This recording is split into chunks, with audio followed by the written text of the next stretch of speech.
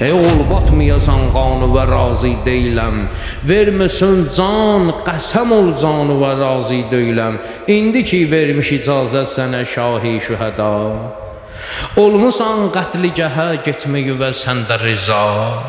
Yekdil o yekcəhət olmuş, həm oğul, həm də ata.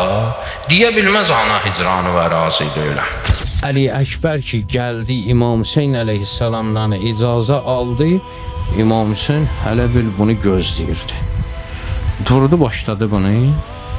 Təsəvvür elə 28 yaşında oğul gəlib 63-64 yaşında atadan izin istəyir ki ölmə getməyə. İmam Hüseyn başladı bunun giyindirməyə. Zirehini bərk etdi. Yəni bu bir adət idi də, xeyir dua mənasında. Zirehini bərk etdi. Elə məhəbbətlə baxırdı üzünə. Əli Əkbər getdi.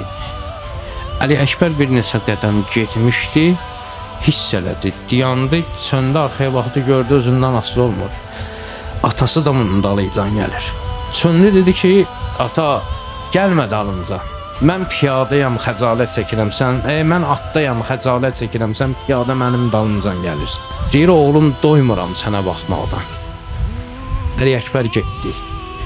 Əli Əkbər gedən kimi İmam Hüseyn dedi ki, İlahi sən şahid ol ginən ki, mən sənin yolunda o kəsi qurban verirəm ki, biz Peyğəmbər üçün darıxanda onun üzünə baxırdıq. O xəlqən, xulqən, məntiqən, zahiri görünüşdə, xasiyyətində və danışığında eynən Rəsulullah idi.